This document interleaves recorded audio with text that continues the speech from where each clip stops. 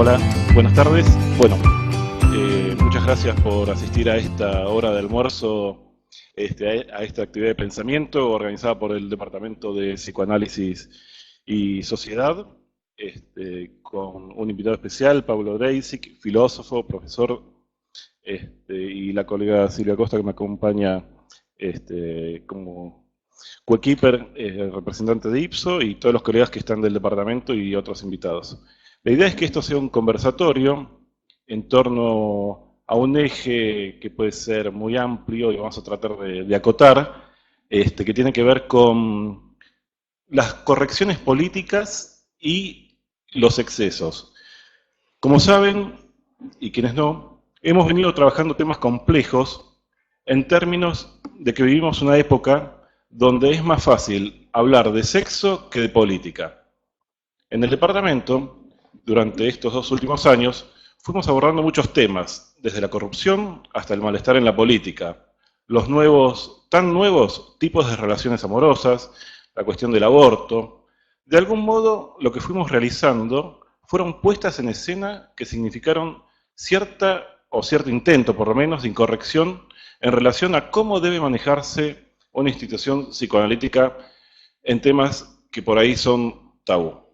Desde mi punto de vista personal, hablar de política es un acto analítico, más para los psicoanalistas, y desde varios puntos.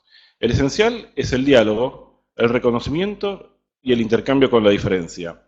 Yo no soy filósofo, solo soy un analista en formación permanente. Espero no llegar a hacerlo nunca porque voy a quedar petrificado. Pero, ¿por qué invitar a un filósofo?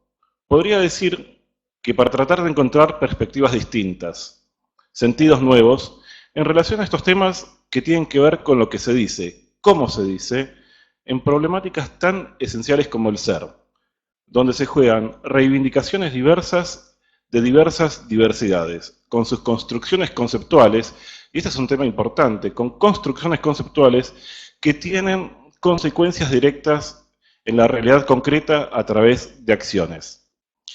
En este punto creo que se juega algo de lo cual creo que Pablo conoce muchísimo más que yo, una frase de Levinas acerca de lo que es la pluralidad, que es la convivencia de diferentes grupos incoherentes entre sí, pero que logran consensos básicos.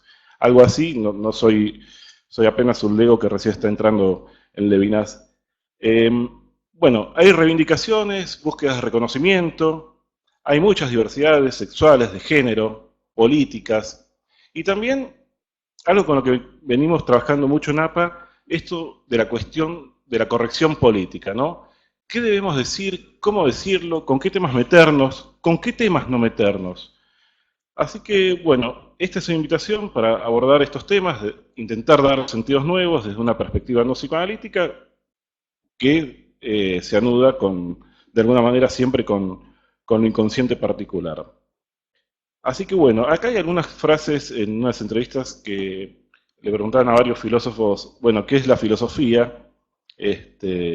Pablo Dreisig dijo, es una batería crítica. Otro dijo, es un campo de tensiones. Es un campo de tensiones donde lo que hay son movimientos de tensiones. Y acá hay otra que también me pareció muy llamativa, muy para resaltar, que dice que la filosofía es el resultado de la dramática desproporción entre la inteligencia que tenemos y los problemas que tenemos por resolver. Bueno, dicho esto, bienvenido Pablo. Reitero, la idea es que sea un conversatorio, te podemos interrumpir, levantan la mano, sí, para que se acerque al micrófono y poder preguntar, y los colegas y los invitados que están accediendo por Click Meeting, que son bastantes, pueden hacer preguntas por chat. Bienvenido, Pablo. Bueno, ante todo, les agradezco mucho la invitación. Estoy muy agradecido por la invitación. Para mí es un gusto estar en esta casa, que bueno, he estado ya varias veces y tienen el mal criterio de seguir invitándome, pero bueno, es una cuestión de responsabilidad. En principio, cuando acá los amigos me propusieron el tema, se me ocurrió que había que comenzar con los clásicos. Y en un tema tan espinoso, un tema tan controversial, quizás es interesante lo que subtiende a la cuestión. Es decir, a ver, la filosofía, si uno quisiese dar alguna aproximación, podría decir que es pensar acerca de lo obvio. Es decir, la diferencia entre la filosofía quizás y la ciencia es que la ciencia va en busca de lo que no conoce. En cambio, la tarea de la filosofía es preguntarse acerca de lo obvio, acerca de lo que se conoce. Entonces, no acerca de lo que no se conoce, sino precisamente es una revisión de los presupuestos. De hecho, los grandes filósofos, Husserl, Fink, hablaban de los presupuestos, de las premisas ocultas de un razonamiento, es decir, de todo aquello que damos por sentado. Yo empezaría por ahí. Y entonces en esta discusión uno podría decir que lo que da por sentado es el tema de la identidad. Hay una demanda de identidad, la diseminación de identidades inter, trans, gay, LGBT, de diferentes modos, habla de una diseminación, de una multiplicación de identidades, habla también de una demanda a la base de eso. Entonces podríamos comenzar por ver qué es la identidad, algo que está como dado por supuesto en estos problemas, pero desde la filosofía uno podría empezar a plantearse. El tema de la identidad parece casi con el comienzo de la filosofía, prácticamente es casi, yo diría, el problema filosófico. Y como los clásicos nunca pasan de moda, ¿no? Aunque uno lea a Agamben, a Foucault, hay que volver siempre a Aristóteles. Aristóteles, con una preclara distinción, habla de una ousía, una sustancia, un sujeto, ¿no? Y accidentes y atributos. Entonces, podemos hablar de un vaso, a un vaso lo pintamos de verde y será un vaso verde, lo pintamos de azul, será un vaso azul, siempre será un vaso y será azul, será verde, le podemos pintar lunares y será un vaso con lunares. Ahora, seguramente si a ese vaso lo tiro al suelo y se convierte en añicos, ese vaso, si alguien llega de afuera a esta habitación y ve los vidrios en el suelo, difícilmente dirá que es un vaso roto, definirá eso como un vaso roto. Yo le puedo decir es un vaso roto, me va a decir no, es un conjunto de vidrios. ¿Qué quiere decir esto? Que la sustancia, el vaso, puede padecer accidentes, puede convertirse en verde, en rojo, azul, sigue siendo un vaso rojo, azul, hasta que en un momento no es más un vaso. Entonces lo primero, hay una relación entre la sustancia y los accidentes y los atributos. Entonces, en filosofía, algún filósofo analítico alguna vez dio un ejemplo con un barco. Yo tengo un barco, lo comprimo, es un barco comprimido, lo comprimo más, es un barco muy comprimido, lo comprimo un poco más, ya es un manojo de hierro. Es decir, el problema de la identidad tiene que ver con algo tan particular como todo lo que le pasa a uno, o todo lo que le pasa a algo, y hasta qué punto eso es un predicado de un sujeto sería la sustancia, predicado sería el accidente, lo que le pasa.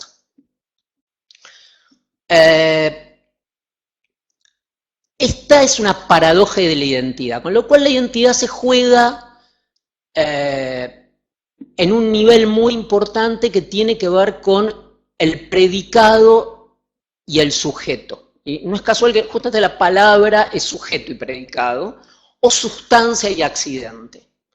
Pero hay otra gran cuestión con la identidad, que la contemplaron sobre todo los filósofos modernos, Locke, que es el problema del tiempo. Locke dice, un sujeto determinado comete un crimen, va a prisión, pasan 20 años. Ese sujeto que hoy está en la cárcel después de 20 años, ¿es el mismo sujeto que cometió el crimen? Bueno, y ahí aparece un tema con la identidad que es el tiempo. Por eso Paul Ricoeur dice que lo que siempre pone en jaque a la identidad, lo que asedia a la identidad, es precisamente el tiempo, ¿no? Pasa con los criminales de guerra, pasa con con las identificaciones de los sujetos. La gran amenaza, la gran puesta en cuestión de la identidad es la temporalidad, es lo que horada como una gota la temporalidad. Bueno, a partir de esto, me interesaba decir esto porque, claro, ahí tenemos una cuestión con la identidad en que la identidad ya es puesta en cuestión por el tema de los accidentes. O sea, la pregunta sería, ¿uno es más de lo que a uno le pasa? ¿O de lo que a uno le ha pasado? Aristóteles entonces define la identidad, o lo que él llama el subjetium, como aquello que persiste a través de los cambios. Es decir, aquello que subtiende los cambios o los accidentes o los predicados, y al cual se inhieren todos esos cambios. Luego los filósofos empiristas, y acá para los psicoanalistas esto después dio lugar al conductismo, ¿no? Por el contrario, no hay algo así como un sujeto, esto sería postular una entidad metafísica, hablar de un sujeto, y uno es nada más que lo que le pasa. Por eso la idea conductista de la página en blanco, ¿no? Uno es una página en blanco donde se va escribiendo, ¿no? Pero uno es todo aquello que le ocurre. Es decir, uno es un elenco de accidentes o de cosas que le ocurren. San Agustín, por ejemplo, al plantear la cuestión de la identidad decía, ¿existe algún hilo de oro que conecte al sujeto que soy hoy de aquel que yo recuerdo hace 20 años? Es decir, para muchos filósofos analíticos o para Wittgenstein, esto sería metafísico. Es decir, que hay un hilo que une al Pablo de hoy del Pablo de hace 30 años, es una postular entidades metafísicas. Pero al mismo tiempo, intuitivamente, al ver una foto nuestra, hay una famosa discusión de Paul Ricoeur con Parfait sobre este tema. Intuitivamente hay algo en que nos reconocemos, ¿no? como aquel que fuimos, y por lo tanto aquí aparece el tema de la memoria, es un tema también que toman los filósofos modernos, ¿no? Que el único índice fenomenológico al que uno podría recurrir para establecer una continuidad sería precisamente la memoria, ¿no?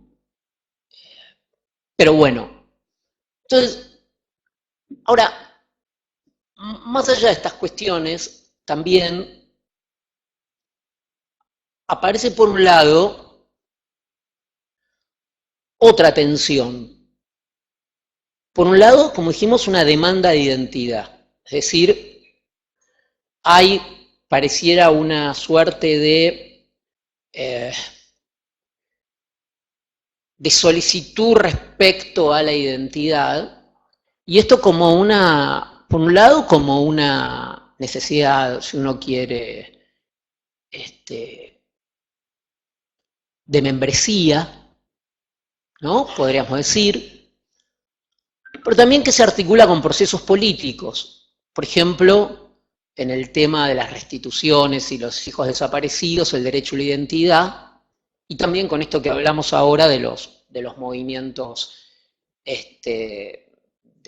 identitarios en relación a elecciones sexuales o identidades o autopercepciones. Ahora, es curioso porque por un lado está esta idea de identidad, este derecho a la identidad, y en un mismo movimiento se da también, como una demanda radical, la deconstrucción absoluta de la identidad. Lo queer, por ejemplo. Entonces, lo queer, la puesta en cuestión de cualquier identidad. Entonces, es muy raro desde el discurso que podemos convenir de llamar radical, por encontrar alguna denominación en la que podemos acordar. Sí. No, el concepto de queer es aquel que no acepta ningún tipo de denominación categorial. O sea, yo soy queer, no me puede decir ni hombre, ni mujer, ni nada. Yo soy queer. O sea, soy una cosa innominada, nominada por lo queer. Sí, sí, está muy bien. Aceptemos eso como para empezar, como para decir, como estos son cuestiones que estamos en el plano del nominalismo, o sea, no estamos hablando de cosas, estamos hablando justamente, entonces, bueno, acá se abre todo un abanico, pero convengamos esto, ¿no? Que tiene que ver con una cierta indeterminación o un rechazo a las identidades fuertes.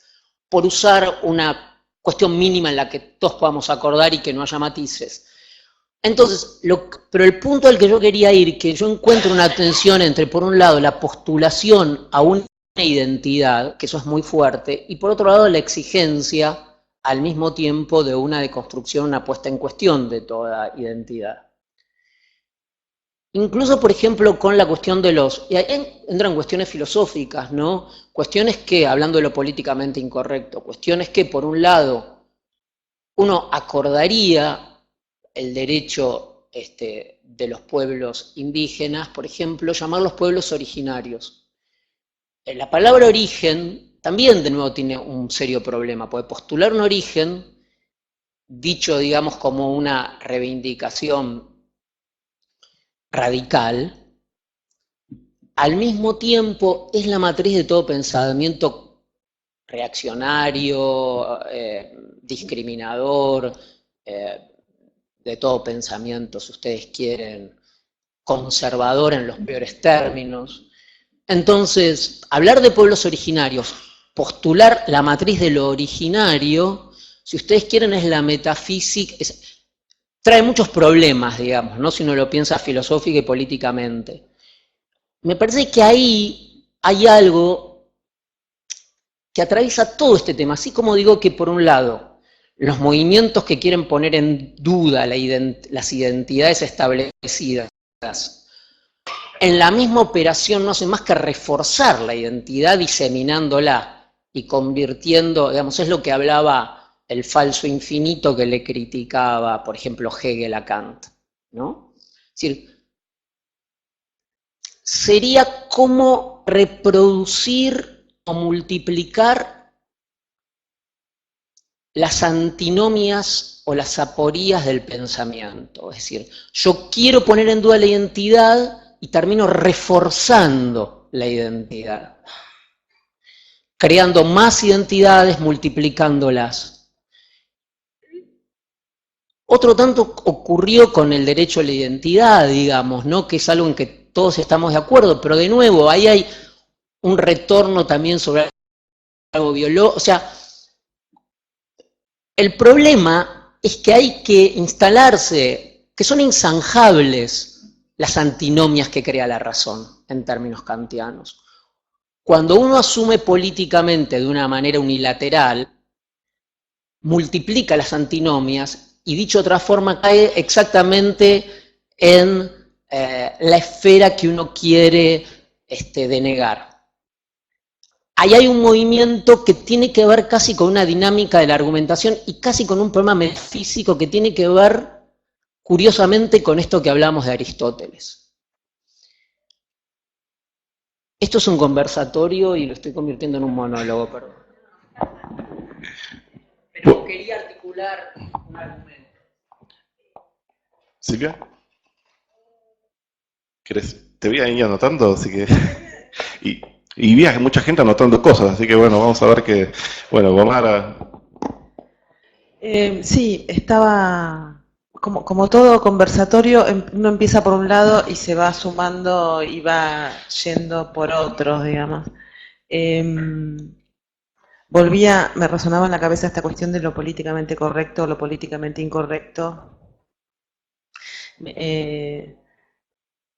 Y me quedaba pensando en esta paradoja entre la inclusión a priori de todo colectivo de diferencias y la licuación de toda conflictiva sobre esto, ¿no? Me parece que en esta tensión que vos planteás, la defensa a ultranza de una categoría, identidad, por ejemplo, y por otro lado el reforzamiento como consecuencia de esto, nos pone frente a la dificultad de decir, bueno, ¿qué tan políticamente incorrecto, qué tan difícil se nos hace decir sobre determinados temas tenemos problemas? Hay conflictivas implícitas a la sexualidad, a la decisión política. Pareciera que estamos en un punto, resonaban en mí algunos ejemplos, donde este punto de partida, algo así como este tema es conflictivo, es en sí mismo incorrecto, como planteado, como si uno tuviera que a priori aceptar cualquier postulado inclusivo frente a cualquier diferencia. Creo que es como un paso previo, anterior al análisis de esa conflictiva. ¿Podemos decir, tenemos un problema con esto? ¿O no, digamos? Y a partir de ahí vemos.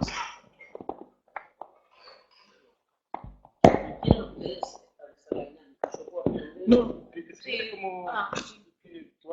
Sí, me parece que lo que plantea es que precisamente no quiero decir que hay que evitar esa tensión porque me parece una frase hecha. Lo que diría más bien es que uno no tiene que permitir o que uno tiene que intentar pensar aquellas agendas que nos son impuestas, aun cuando esas agendas, y esa sería la tarea hasta del pensamiento crítico, parezcan acordar con nuestras posiciones políticas. Me parece simplemente eso, que no solo evitar la tensión, sino también ser capaz de rechazar algunas agendas, aun cuando encontremos empatía por estas agendas. Vamos, conversatorio, Mirta, vamos a hacer ¿hay algo que vos querés responder? O si no quieres pasar, seguimos a otro. Bueno, hola, ¿cómo estás, Pablo?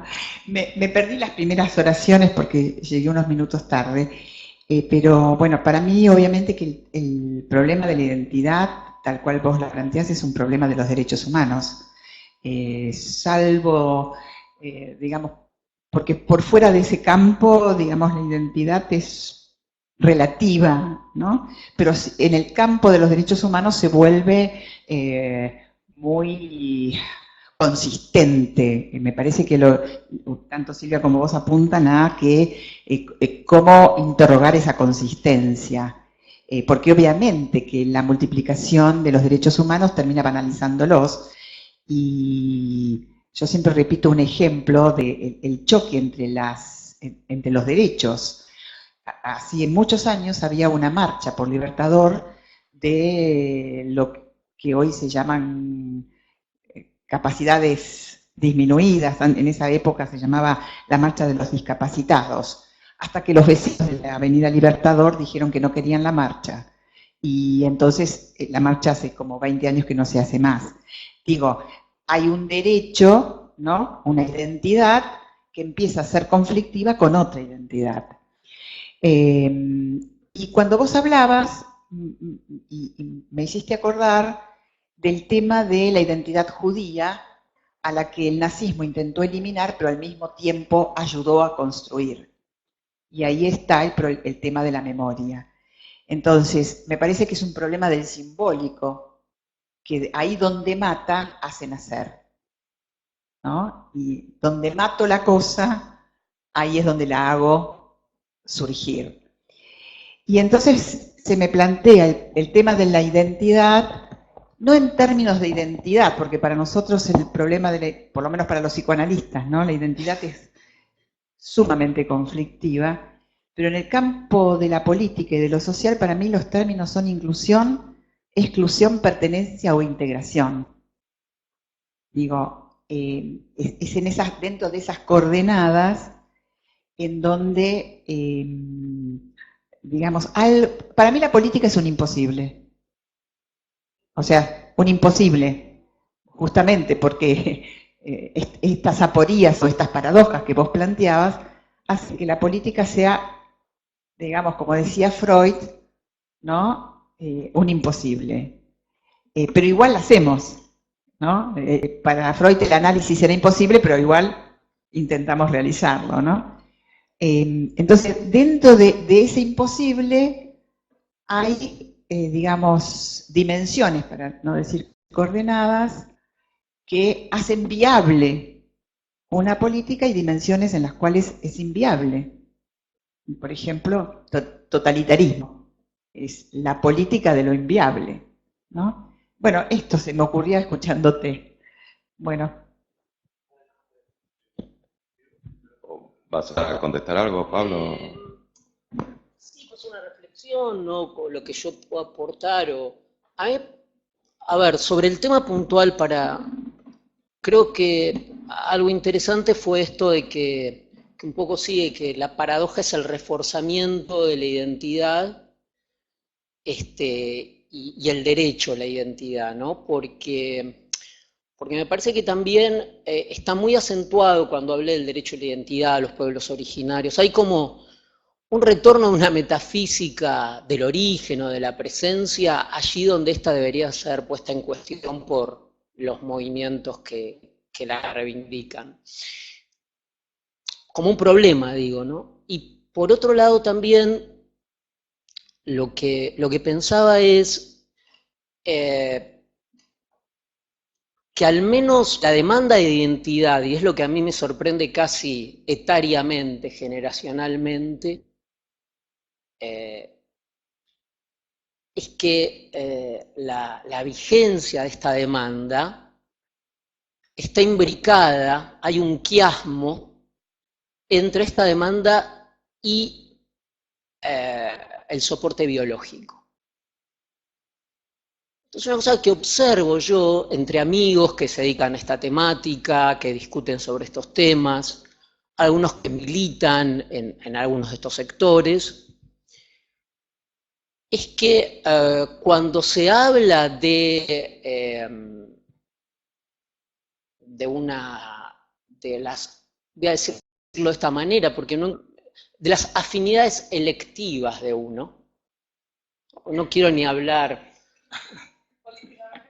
No, es una figura de Goethe y me parece buena para no por políticamente correcto, porque realmente no quiero apelar, no quiero ser hablado por el lenguaje en términos, quiero ser coherente con lo que digo, o sea, justamente intento como no.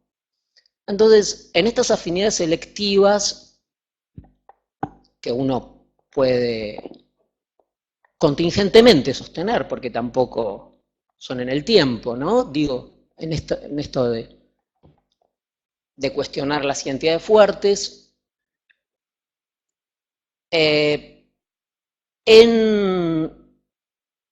tanto en los objetores de la multiplicidad de afinidades selectivas o de modalidades o de gustos eróticos,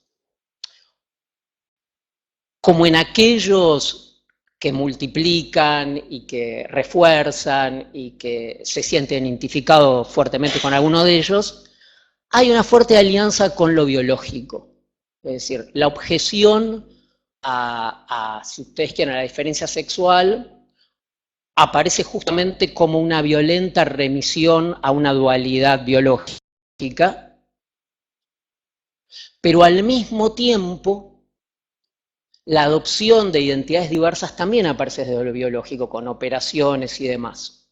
Es decir, en ambos casos el soporte hay un retorno violento a lo biológico, aunque se sostengan posiciones disímiles. No sé si es claro lo que estoy diciendo, ¿no? Aquellos que critican la multiplicidad de modalidades eróticas lo hacen desde lo biológico, y sobre todo desde el retorno a un dualismo biológico, y aquellos que sostienen una diseminación infinita de sexualidades también lo hacen desde lo biológico.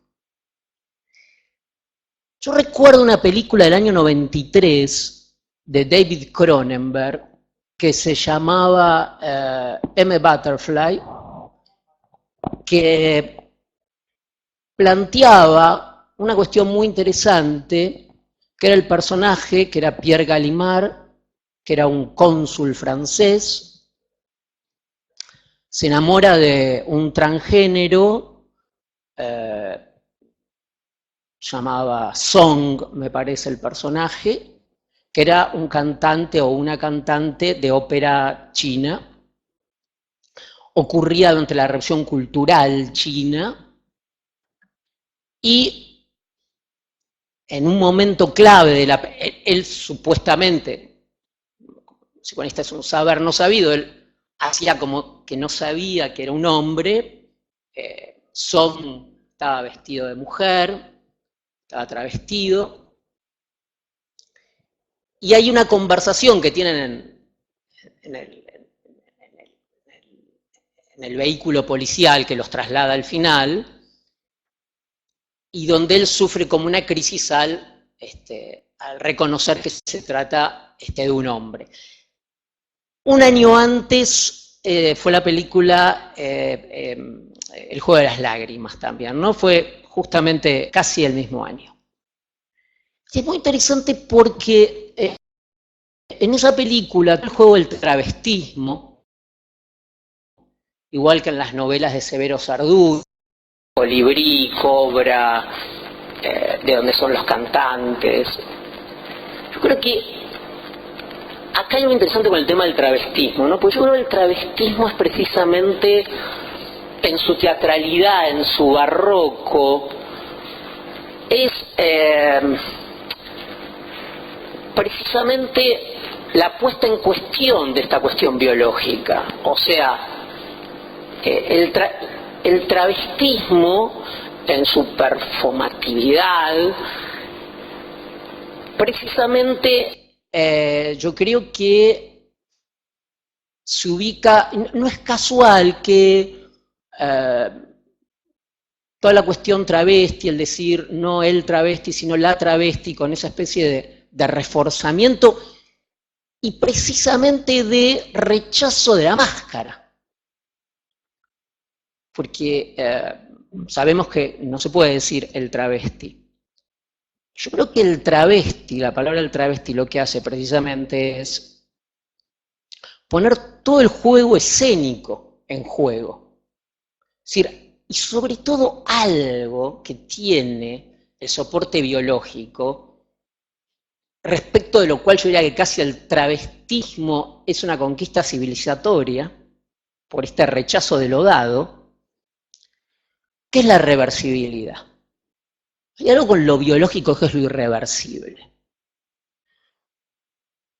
El que se opera, el que cambia de sexo, así como el que no quiere cambiar de sexo, o el que no tiene una visión unilateral respecto a la sexualidad dada. En ambos casos lo que me parece que está rechazado es esa teatralidad, es esa reversibilidad que tiene el orden del disfraz. Me parece que yo lo pensaría desde ahí, ¿no? Y me parece que sí es un fenómeno nuevo, es esta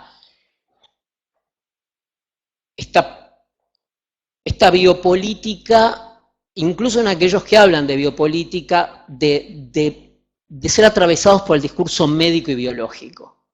yo discuto a veces con gente en la facultad que son militantes y el tema de las operaciones, el tema de la biológico. Parece que ahí hay como un reforzamiento de un dispositivo que es precisamente contra el que se quiere ir.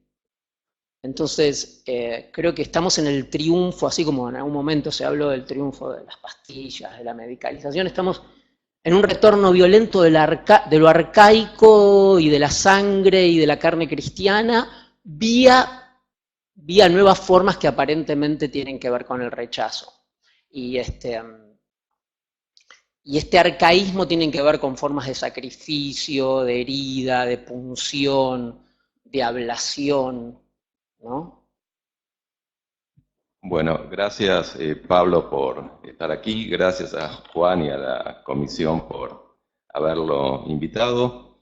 Me gustó, Juan, ya lo que dijiste al comienzo en la presentación, el tema de que lo sexual es muy abierto en la sociedad actual, hay poca represión sobre ello, y a nivel de lo político pareciera ser que no se puede hablar, a nivel de lo económico. Eso también lo vemos en los consultorios directamente con nuestros pacientes, cómo la represión se disfraza, no pudiendo hablar de lo político, de lo económico, la gente, las cosas que ocultan allí, los psicoanalistas que también a veces hacemos resistencia con eso y dejamos pasar. Eso me gustó esa aclaración que hiciste. Y en relación a lo que traes, Pablo, de la identidad, me gustaría un poco cómo pensás, igual creo que algo mucho has traído y contestado, la relación entre identidad y pensar. Porque por lo menos para un psicoanalista, toda identidad es un detenimiento al pensar. Y una pluralidad de identidades no deja de ser también un detenimiento al pensar. Para un psicoanalista, y creo que para un filósofo también, y eso me parece que está un poco detenido en algo de nuestra coyuntura, es que no podemos meternos con la idea un poco más de que pensar es pensar las contradicciones del pensar, y cuando pensamos esas contradicciones en nosotros mismos, eso nos produce angustia. Pero bueno, sabemos que esa angustia que nos produce encontrar contradicciones en el pensamiento es las contradicciones del logos universal, no solamente del que las piensa. Pero ahí hay algo que me parece como que en relación a lo políticamente correcto y a lo que un poco nos pasa hoy por hoy, estamos como en núcleos de pensamientos ya armados y tiroteando a otros núcleos de pensamiento, ¿no? Hay algo de eso, ¿no? De no poder pensar las contradicciones que toda identidad conlleva, ¿no? Y lo que un poco se ve es un refugio en una identidad concreta y la grieta o lo que falta está afuera. ¿Cómo pensás eso? Está en otro y no en nosotros mismos. Sí, primero, en un sentido filosófico, la filosofía medieval hablaba de que no hay que multiplicar los entes. Es decir, pensar no es, y una solución de la identidad no es encontrar singularidades. Por ejemplo, Aristóteles decía, no hay ciencia sino de lo universal, en el sentido que son las aporías a que lleva la identidad, la singularidad, lo impropio. Ahí estamos en un terreno donde es muy difícil hacer una traducción política de eso, porque precisamente, como vos decías, permanentemente son aporías, son antinomias que se producen entre lo propio, lo impropio, la extimidad, lo de afuera, lo de adentro. Estamos en un terreno, no quisiera abusar de Derrida porque se ha abusado mucho hablar de lo indecidible, porque tampoco, porque es una posición de suspensión. Pero por lo menos estamos en situaciones que es muy difícil darle una respuesta política. Respecto a lo que vos decías de la identidad del pensamiento, ayer fue un aniversario del nacimiento de Hannah Arendt. Quizás uno puede pensar en la correspondencia de Hannah Arendt con Scholem, y toda la cuestión de si uno... También, digamos, si uno piensa contra uno mismo, si el pensamiento tiene, como decía Hannah Arendt, tiene que deshacer lo hecho, tiene que deshacer los supuestos, las premisas ocultas a nuestro razonamiento. Y también el hecho de que, como vos decías, hay pensamiento situado, pero no hay un pensamiento identitario. Yo no creo en tal cosa como el pensamiento latinoamericano, el pensamiento, o sea, hay pensamiento. Ahora, seguramente hay pensamiento situado, hay una posición subjetiva, pero habría que ver si esto es lo mismo que identidad. Me parece que tiene, por otro lado también, me acuerdo de una discusión una discusión que tuvo Sartre. Sartre escribió apenas terminada la guerra un pequeño libro que es muy bueno, se llama La cuestión judía, donde Sartre, tomando como excusa la cuestión judía, pero se extiende a cualquier problema identitario, él decía que no había tal cosa como lo judío o el judío, sino que es cuando el otro me enrostra, y generalmente, digamos, en términos de rechazo, es la mirada del otro, que en general para Sartre es una mirada de escarnio, de injuria, quien me pone la identidad. Lo llamaba Sartre la identidad negativa. Ahora, pasaron dos cosas con eso. Un historiador judío muy importante, Salo Baron, le contestó que hay toda una historia atrás de eso y que la identidad también viene de una construcción histórica. Y ahí tenemos otra perspectiva también, por eso hay que, digamos, que quizás habría que sumarla a la que planteé antes. Entonces, Salo Baron dice, bueno, la identidad judía seguramente no es una entidad metafísica, pero sí es un cúmulo de conquistas a través de exclusiones. Pero aparte, en la misma época, Frank Fanon también tiene una discusión con Sartre y habla de la negritud. Y dice, existe la negritud también. No es que el negro es una invención del hombre blanco, cuando lo insulta, sino que hay una serie de conquistas y se puede hablar en términos positivos de negritud. Entonces, es muy interesante el tema, porque uno dice, hay un orgullo. Yo recuerdo una correspondencia de justamente Hannah Arendt con Scholem. Scholem le dice a Hannah Arendt, vos tenés poco amor por el pueblo judío. Hannah Arendt le dice, yo no amo al pueblo judío, no amo al pueblo alemán, solo amo a mis amigos. Y no estoy orgullosa de ser judía, porque soy judía, pero no hice nada para merecerlo. Es decir, no es una conquista. Entonces ahí sí hay una dimensión política de la identidad, ¿no?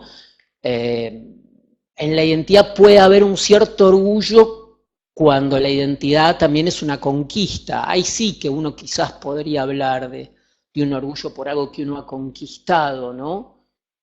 Son temas fascinantes. Gustavo, vamos a dar la palabra.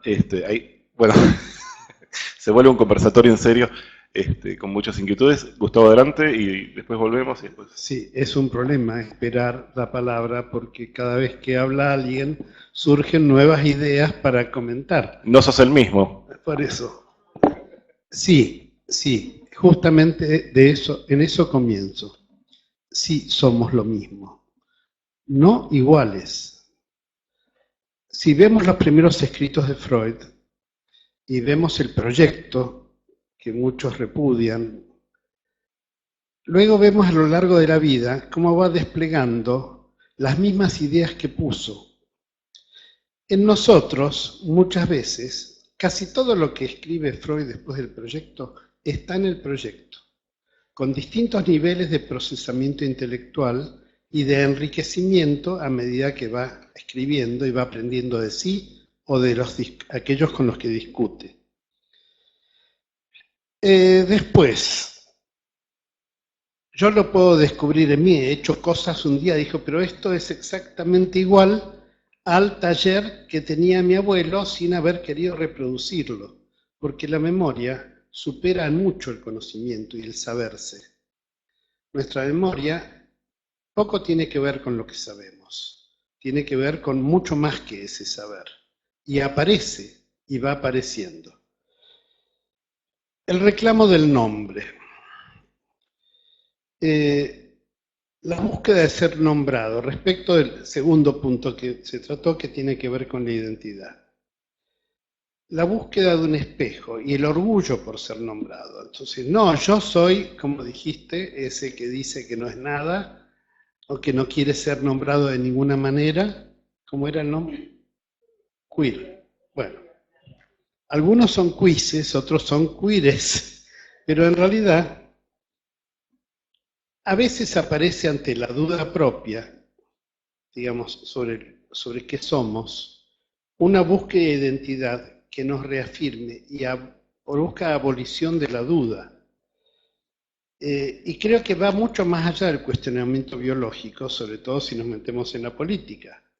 Y si nos metemos en la política o en la ideología mejor, porque la política prefiero dejarla para el concepto de partidario, de lo partidario, y la ideología me parece que tiene más que ver con una posición frente a los temas de la política. Lo difícil que es adquirir esa pelea por adquirir una identidad, ser visto como tal, ser nombrado como tal, y la tolerancia del otro, ¿no?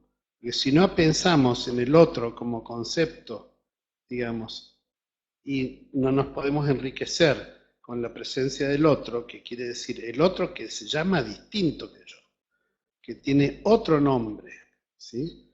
Entonces, el reclamo de la identidad se hace en lo que solemos llamar el fanatismo o la discriminación. Bueno. Solamente decir para enriquecer el debate, ¿no? O para aportar algo por ahí. Vengo a estar en un congreso de filosofía en Roma y en el almuerzo, en un momento de distensión, me encuentro pongo a hablar con una filósofa italiana y me dice que va a haber un encuentro de filósofas que se ocupan de Hegel. Y, es decir, se reúnen las condiciones mujeres que estudian Hegel. Pero fue muy interesante porque yo le pregunté por qué Hegel, y me dice porque para nosotros es muy importante porque en Hegel está todo el tema del reconocimiento, el amo y el esclavo. Todos los temas que nos importan están en Hegel.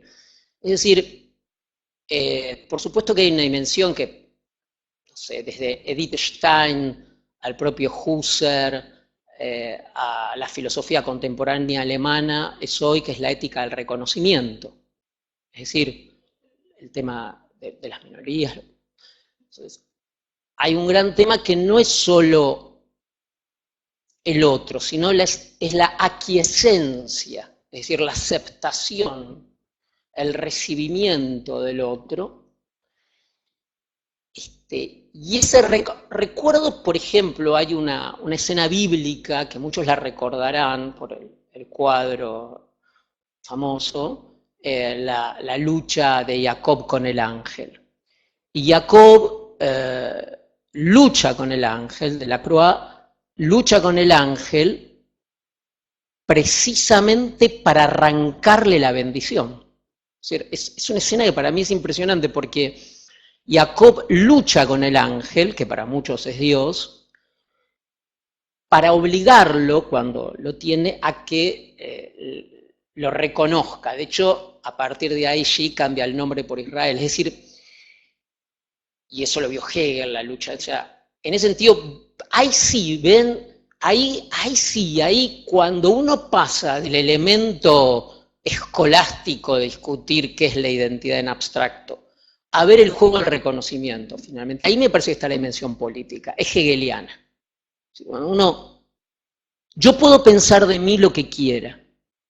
El tema es el reconocimiento. Ahora, ahí se abre todo otro problema, que me parece que hoy es muy importante y que de nuevo me parece que es un tema para pensarlo, que es el tema de la autopercepción, ¿no? Si mi autopercepción da curso a una identidad establecida en convivencia con los demás. El grado de certeza, el grado apodíptico que tiene mi conocimiento de mí mismo, es decir, cómo me percibo, si esa autopercepción puede ser proyectada como una identidad que tenga curso legal. Ese es un problema, por ejemplo, ¿no? Real, ¿no? Que ahí está el tema del reconocimiento y que ahí sí hay un problema político fuerte para mí, ahí estaría. Vos, antes de Marta, vos decías, la asunción unilateral de identidad genera antinomia, pero yo creo que hay algo más grave, que es la lógica de lo que se llama lógica del DSM, ¿no? Del manual diagnóstico, como para dar un ejemplo, que es la nominación unilateral.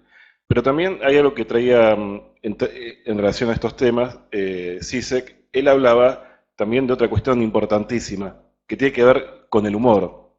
En la ex Yugoslavia, cuando se acabó el humor, donde uno se hacían chistes sobre otros, y en eso obsceno que uno se dejaba reconocer por el otro, había como una tolerancia a la diferencia. Cuando se acaba el humor, bueno, se pudre todo, por decirlo. Sí, y también ahí está el lugar del enunciado y la enunciación, ¿no? No es raro que si uno va, por ejemplo, a un lugar donde hay un show,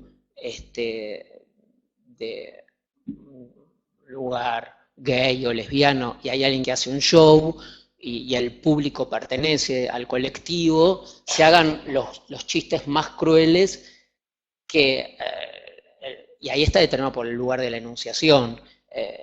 Suceden esos chistes con los chistes de los judíos. Ahí me parece que ahí sí de nuevo está el tema de lo situado y de la identidad, ¿no? Esto desde qué lugar uno lo dice, que también es algo problemático, ¿no? Porque de nuevo está la cuestión de la universalidad, de esta exasperación y saturación del lugar del enunciado también, ¿no? Donde uno tiene que dar cuenta. Hay un libro, por ejemplo, de Judith Butler, que se llama Dar cuenta de sí.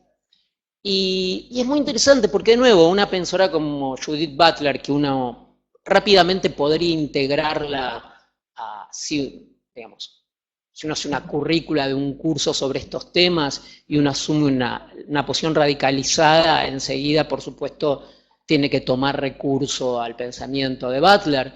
Sin embargo, Butler, en Dar cuenta de sí, en lugar de ir a una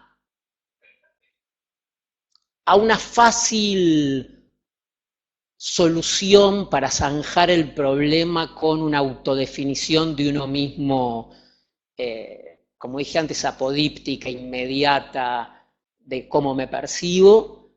Por el contrario, lo que dice es la dificultad de dar cuenta de sí. Incluso cita a Arendt, cuando Arendt en La condición humana dice que uno no nace, sino que llega al mundo entre otros y uno tiene permanentemente como en una aduana que dar cuenta de sí, ¿no? Uno tiene que rendir cuentas, tiene que decir, la dificultad, la propia Butler dice, hay una opacidad del cuerpo, yo no puedo, como decía Merleau-Ponty, digamos, ¿no? No tengo un conocimiento inmediato de mí mismo, no puedo dar cuenta de mí. Y eso también políticamente para estos temas es problemático, porque, por esto de que decíamos, porque es un prejuicio cartesiano pensar que lo que más inmediatamente tengo como objeto de conocimiento soy yo mismo. Hay una opacidad constitutiva que parte de tener un cuerpo, y que mi cuerpo no lo puedo narrar. Eso sería la violencia del ser. Sería la violencia del ser que venir de dos autoexigencias, de una exigencia de plegarme a unas categorías ya establecidas en términos de sexualidad, pero también la de incorporarme a nuevas categorías de autopercepción. Digamos, por los dos lados es problemático en ese sentido. Porque el problema es creer que el problema puede ser zanjado con una buena intención o con un conocimiento inmediato de uno mismo. o que puede haber un conocimiento de uno mismo. Hola, hola, sí. Bueno, gracias Pablo por la visita. Nos conocemos, así que voy a hablar con confianza. Una pregunta que me surgió escuchándote y escuchando a los colegas es, y que quería preguntarte a vos, porque está circulando mucho los textos de Byung-Chul Han, con toda su postura acerca de la sociedad de la transparencia, del rendimiento, de la exposición de los distintos. Y me gustaría escucharte qué pensás vos, concepto de identidad, que se habló acá mucho desde los relatos que creo yo que son del siglo pasado, con respecto a esta nueva sociedad que tenemos, donde somos empresarios de nosotros mismos, donde estamos sumergidos, como dice Harari, en una dictadura digital, que no es la misma dictadura de del siglo pasado. ¿Cómo lo ves esto del tema de la identidad con respecto a este filósofo y otros? Tengo que confesar algo, no lo leí a él. Sé que debería leerlo porque hay como, pero no, realmente no lo he leído. No lo he leído, sí, no, yo no, la verdad que no lo he leído, conozco mucha gente que lo leyó, yo no lo he leído, así que sinceramente no te puedo dar una opinión sobre él, por un lado. Luego, la cuestión sería más sociológica, que tampoco es mi campo, quiero ser muy honesto en eso, no soy sociólogo. Lo que sí te podría decir que lo que yo apenas exiguamente lo que veo es esto, pero fuera de los textos de sociología, ¿no? Desde una perspectiva filosófica, quizás incluso más cercana al psicoanálisis. El único problema que veo, si quisiéramos poner blanco sobre negro lo que hablamos hoy, es el problema entre la demanda infinita de identidad y la demanda de puesta en cuestión de la identidad. Pero ahí me parece que lo que hay es una multiplicación de las singularidades que no soluciona. Es una falacia de la multiplicación de la singularidad, ¿no? Ahí vería como... Y también, sí, lo que hablábamos con Juan antes de venir, con Silvia también, que es el tema de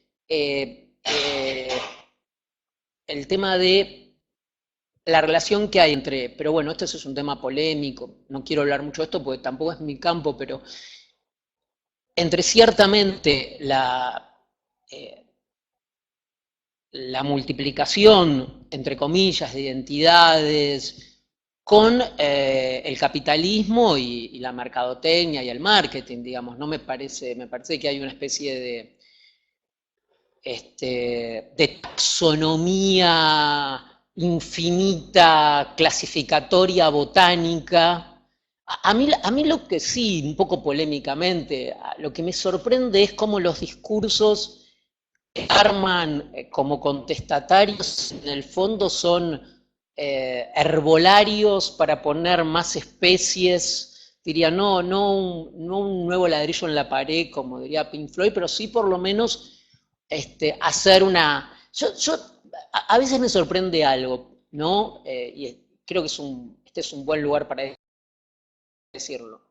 Antes hablaba del artismo, lo teatral, como una posibilidad diferente de pensar tanto lo binario como la multiplicación, la diseminación infinita de identidades. Y hay algo que va a contrapelo de algunas teorías actuales sobre esta diseminación infinita de identidades, es el propio Foucault. Por razones, digamos, arriesgaría decir que la idea de metanoia en la hermenéutica del sujeto, que es la idea de transformación de sí, o convertio así, conversión así o transformación así, al no depender de ninguna estructura, como diría Husserl, de lo dado, de lo biológico, de los datos inmediatos, permite para Foucault una multiplicidad casi infinita. Pero esa multiplicidad infinita nunca tiene que ver con de nuevo, lo biológico, con el cuerpo biológico, con el dispositivo biológico, ni con el discurso médico. De hecho, el propio Foucault, cuando en el primer tomo, el pequeñito de la voluntad de saber, de la historia y la sexualidad, habla de estos temas, él contrapone la ciencia sexual de Occidente, ¿no? Krafft Ebing y toda la genealogía que él arma, con la arete, el arte erótico oriental. Y eso me parece que yo, un poco proponiendo maneras de pensar el problema, de nuevo, me parece que en esta forma de contraponer la historia de la medicina como ciencia sexual al arte erótico oriental, de nuevo está hablando de reversibilidad, de disfraz, de juego, de contingencia. Me parece que aún los discursos contestatarios que la gente levanta hoy están inscriptos en un registro de la necesidad, ¿no? De la contingencia, de la identidad, del destino, como decía Juan, del ser, ¿no? Me parece que tiene que ver con eso. Bueno, yo quería hacer un comentario respecto a ver si es posible pensar, lo voy pensando en voz alta, acerca de lo que podría llegar a ser la articulación o la puesta en tensión entre el discurso o el espacio, digamos, que tiene que ver con la construcción de las identidades y el espacio del inconsciente. Del inconsciente como psicoanalista, como lo pensamos desde Freud.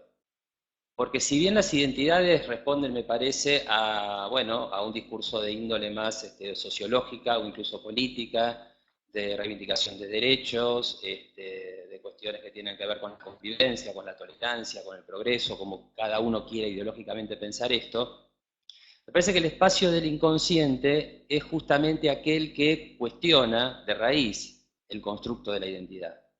Si lo pensamos desde Freud, digamos, el ser humano afectado por el símbolo pierde el instinto, vamos a decirlo así, el instinto animal, y tiene inevitablemente que pasar por el dispositivo de la sexuación.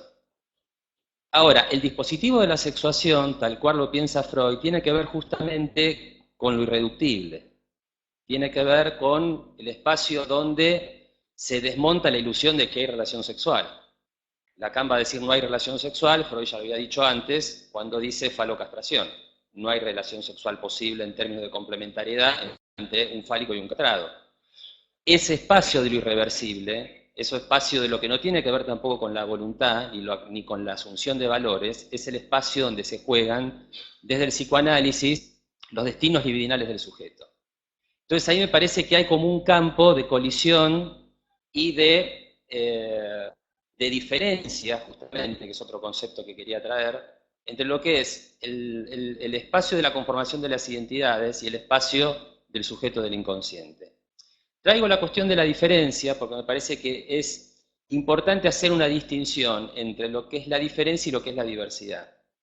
Porque la diversidad justamente plantea la reversibilidad, lo intercambiable, lo electivo, lo voluntario, donde yo puedo ser mañana lo que vos fuiste hoy, y en ese sentido, ¿qué lugar para la castración? ¿De qué manera se inscribe la castración? Que justamente tiene que ver con lo irreversible y tiene que ver con lo irreductible. Vos traías algo de lo irreductible de la biología, y creo que lo que es el espacio psíquico, esta cuestión irreductible de la biología tiene un nombre que es castración. Se han mencionado distintos autores que justamente ponen de manifiesto este espacio de lo irreductible. Traía Juana Levinas, que amparado justamente, sostenido en la ética judía, en lo irreductible del nombre de Dios, en lo irreductible del prójimo, justamente su filosofía, quizá a contrapelo con la filosofía occidental, plantea justamente la necesidad de ubicar el espacio de lo irreductible. En ese sentido, me parece también que, se habló también de política, que un espacio para pensar la política desde el psicoanálisis, quizá más que con Hegel tenga que ver con la tragedia griega o con la democracia ateniense, que justamente plantean esa dimensión de lo irreductible y de aquello que no puede solaparse, que no puede complementarse, y que de ninguna manera se dirime a partir de la conformación de identidades voluntarias. Por supuesto que vivimos desde un espacio político, desde un espacio necesariamente que tiene que ver con los registros identitarios e imaginarios, y hay que convivir con eso. Ahora, el problema, me parece, del psicoanálisis es quedar excesivamente embarullado o pendiente de reflexiones en torno a la identidad y no esforzarnos, y la nueva época de alguna manera nos cuestiona eso, no esforzarnos a ver a ubicar la dimensión de la castración y del inconsciente. Gracias. Es que voy en esta misma línea como para cerrar. Es que quería retomar lo que dice Martín en función de diversidad y diferencia, pues me parece que va más allá de lo nominal y quería dar una vuelta de tuerca más. Porque cuando se habla de diversidad me da la impresión que se hace consistir una suerte como de mirada impersonal, objetiva, que nombra desde un lugar sin sujeto, y me parece que es importante aterrizar en función de la diferencia algo que permite nominar al otro desde lo propio. Entonces creo que sí se puede hablar de una ética de la diferencia, pero me parece que es complicado hablar de una ética de la diversidad. Entonces, ¿cómo hacer pasar lo diverso por una experiencia psicológica que implique éticamente aceptar el otro? Esto es un poco en lo que voy pensando en la medida que van conversando.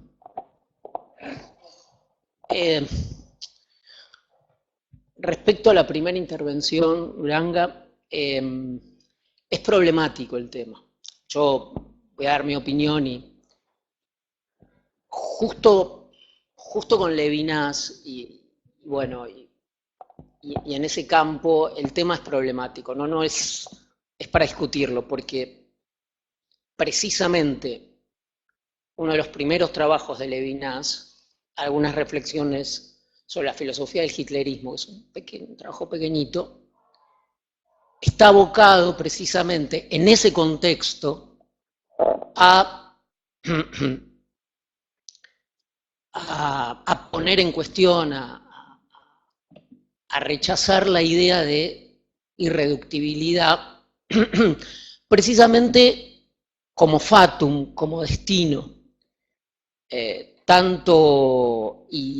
y ese rechazo tiene, digamos, un repertorio de buenas razones situadas históricamente y también filosóficamente, en el sentido que todo pensamiento, el problema no digo en psicoanálisis, no entro a la esfera de la discusión intrapsicoanalítica, pero la perspectiva de lo irreductible está ligado al arcaico, está ligado muchas veces a la repetición. Y precisamente en ese texto, y es muy interesante, Levinas liga lo irremisible al cuerpo biológico. Y dice, tanto la Eucaristía como la Teshuvá, como el retorno, ¿no?, o el perdón, tienen como característica poder zanjar, poder superar el pensamiento arcaico, que precisamente descansa sobre la idea de irreductibilidad y de destino. Y la idea, y entonces Levinas dice, en la tradición judía, en el cristianismo con la Eucaristía, hay una idea de elevarse por sobre la situación de lo dado, sobre un destino, sobre el fatum, sobre las moiras. Ahí habla la tragedia griega. Luego Hannah Arendt, no mucho después, cuando habla del totalitarismo, desarrolla el concepto de inicio. Y dice, la categoría más importante es la capacidad de iniciar, de dar comienzo. Es decir, romper un ciclo, ¿no?, la aparición de un comienzo. Y ahí cita a San Agustín.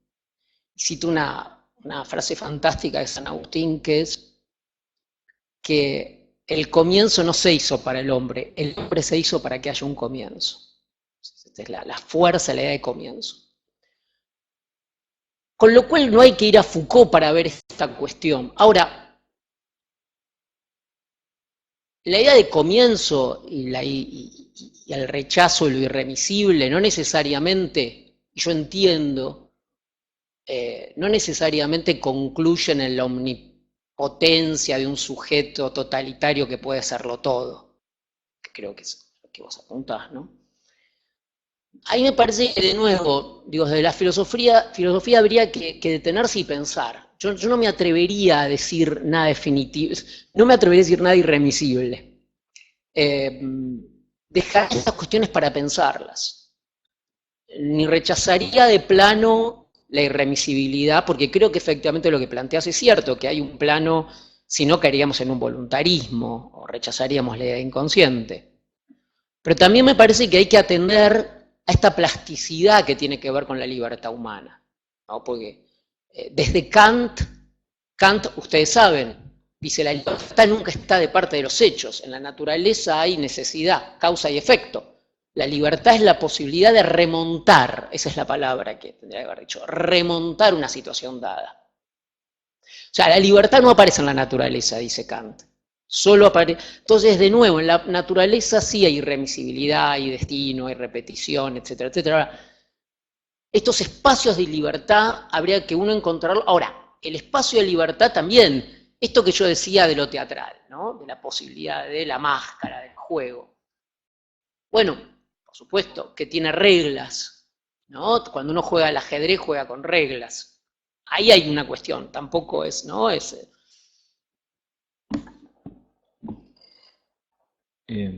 Bueno, muchas gracias. Quería ver si se puede decir algo más desde la filosofía respecto de lo que en psicoanálisis trabajamos como pulsión de muerte y pulsión de vida.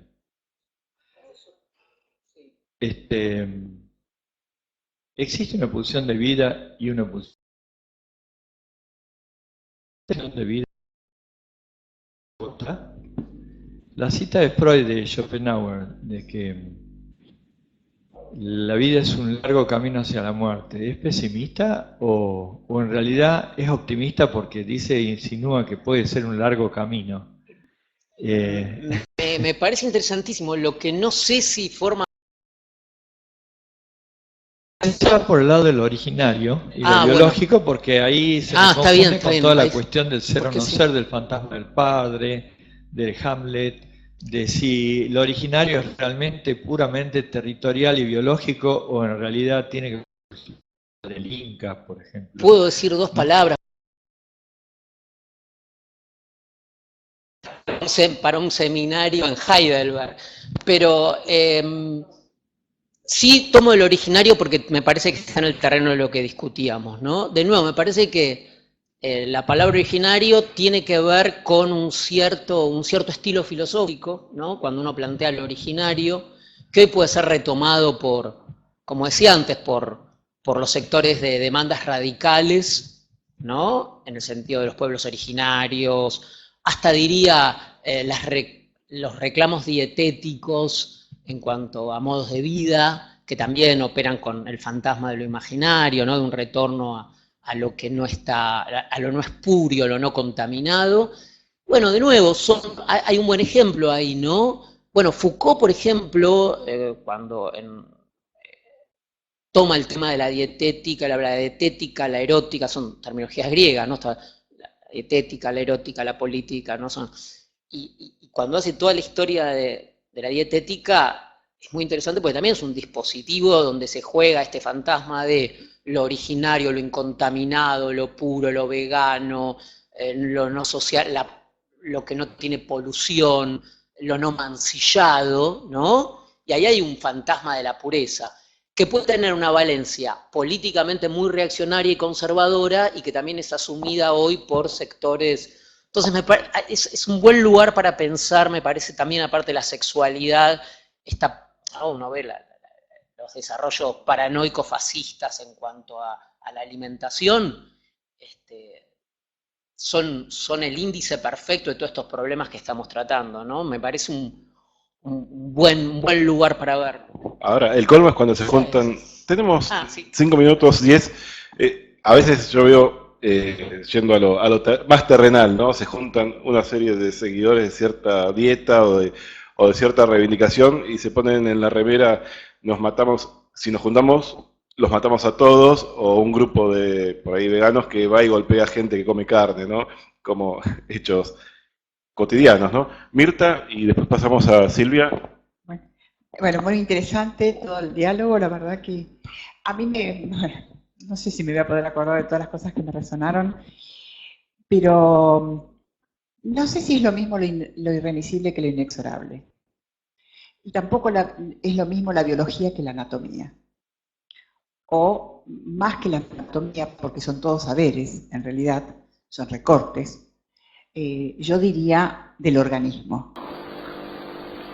Digo, no de lo biológico, porque para mí lo biológico es una biopolítica, no, y acuerdo con vos, yo hace unos años hablé aquí de un trabajo que leí sobre la nostalgia del absoluto, ¿no?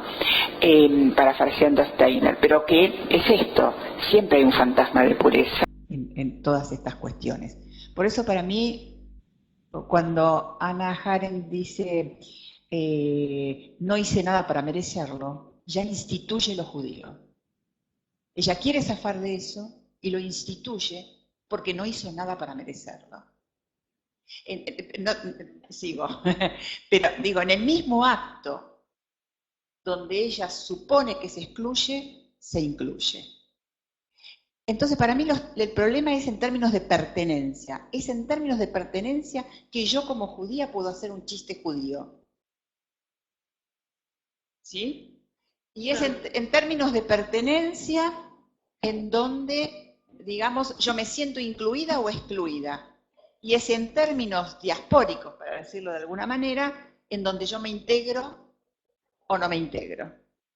Entonces, para mí el tema de la identidad, digamos, es un tema que hizo falta, ¿no? Digo, hizo falta reactualizarlo por el tema del auge en el siglo XX de los derechos humanos, ¿no? Entonces, pero es en términos de pertenencia, si yo me incluyo, me excluyo, o el otro me incluye o me excluye, digamos, en que me integro o me desintegro, ¿no? Sí, a mí me parece que, a ver, doy un ejemplo con eso. La idea de la ética de la diferencia que hacía Jan también, retomo un poco las cosas que se dijeron acá, todas muy interesantes. El tema de la ética de la diferencia fue un tema que surgió a partir del proceso de descolonización en Europa, en África, en el tercer mundo. Nasser, y aparece, bueno, hablamos de Franz Fanon, ¿no? Y aparece la diferencia, ¿no? La negritud, las panteras negras, el tema judío después, sobre todo no después de la guerra, sino después del secuestro de Eichmann, en fin. Ese discurso de la diferencia y de remarcar la diferencia parecía investido con las notas o apropiado por reivindicaciones radicales o de izquierda.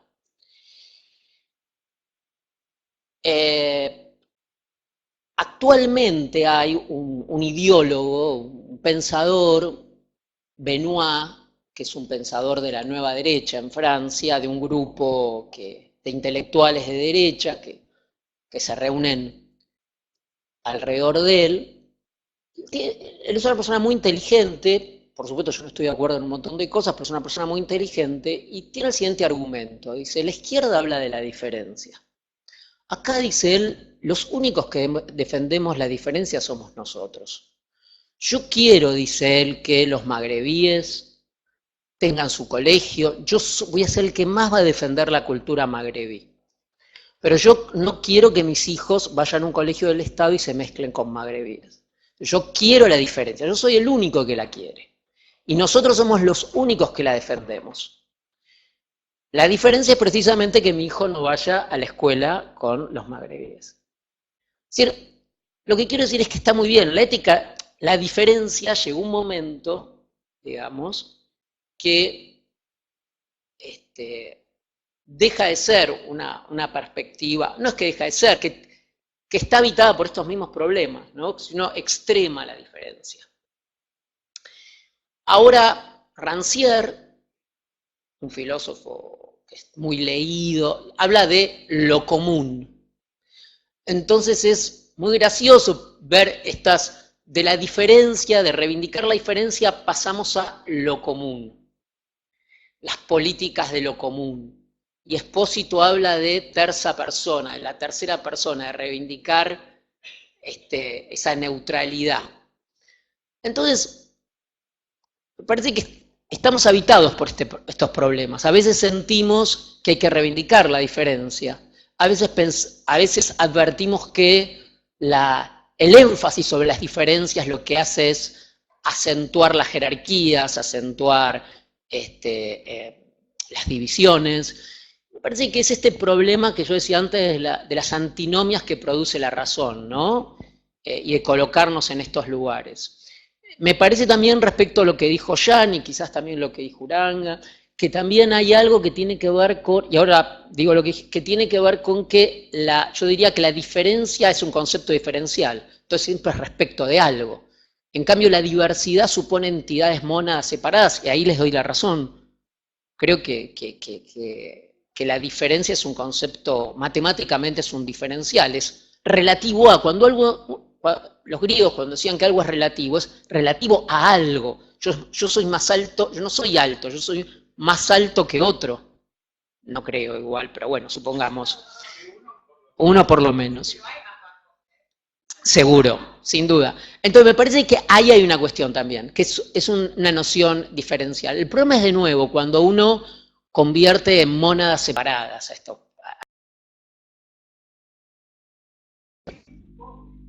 Claro. Sí, pero eso no entra en el marketing de las diferencias ahora.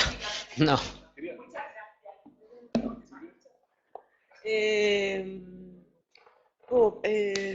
Bueno, montones de cosas.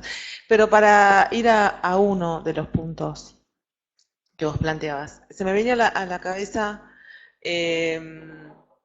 una discusión que tuvimos en alguno de los foros de candidatos a raíz de cuestiones políticas,